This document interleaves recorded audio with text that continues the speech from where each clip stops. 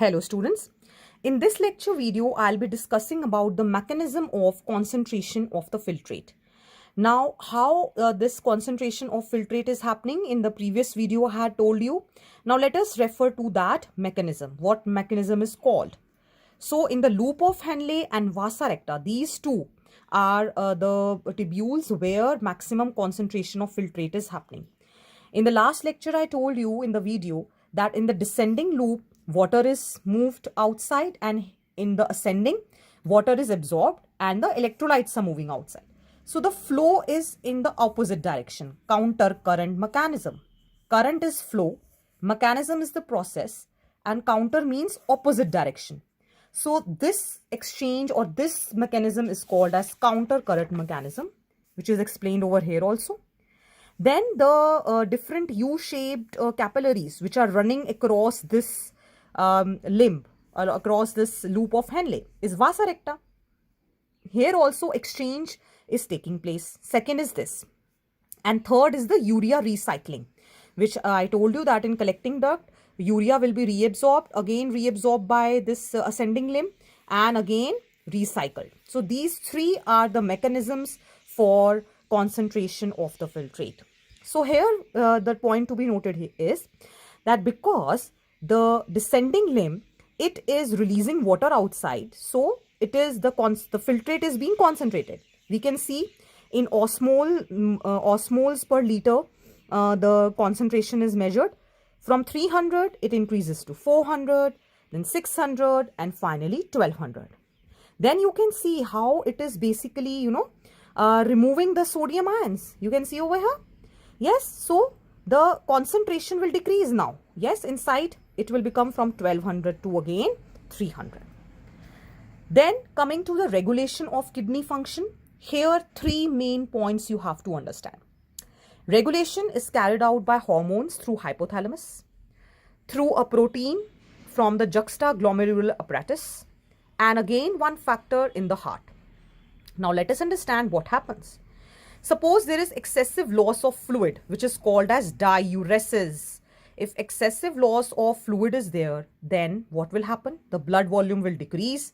GFR, the glomerular filtration rate, will decrease. This is going to stimulate the osmoreceptors which are present in your body, and it will give signal to hypothalamus. It will release a hormone, ADH, anti-diuretic hormone. Anti-diuretic. Diuresis is loss of body fluid. It is anti to that. Means it will prevent the loss of fluid. Vasopressin. It is also called as vasopressin. Means the vascular tissue, which is our blood vessels, it will start constricting it so that the pressure increases and GFR increases. That is how it is maintained. Next is JGA, which contains JG cells, which releases renin protein. What this does? It converts angiotensinogen to angiotensin 1 and further to angiotensin 2. This angiotensin 2, children, is a very, very powerful vasoconstrictor. It will constrict the blood vessels, it will increase blood pressure, and thereby it will also increase the GFR. Further, it also activates the adrenal cortex and it releases aldosterone. What aldosterone will do? It will start reabsorbing sodium and water in the DCT. It will also increase blood pressure and GFR. Together, because renin and angiotensin are working, it is called as renin-angiotensin mechanism. Next, if such increase is there in the GFR, one mechanism should be there which has to reduce the GFR. That is ANF, atrial natriuretic factor, released by the atria of heart. It is a vasodilator. So it will dilate the blood vessels, they will relax, and blood pressure will decrease. Thereby, the GFR will also decrease.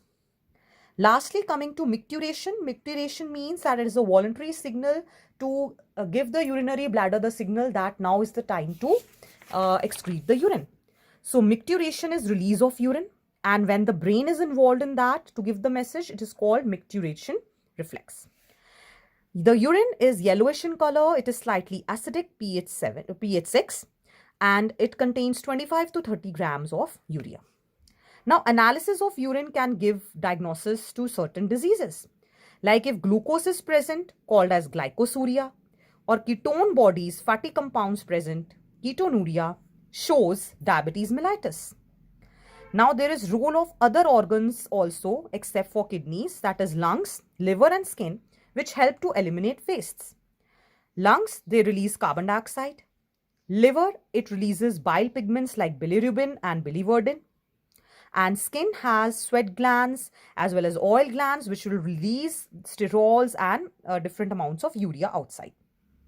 Lastly, talking about disorders of excretory system, sometimes the kidneys don't function, so urea is contained in the blood.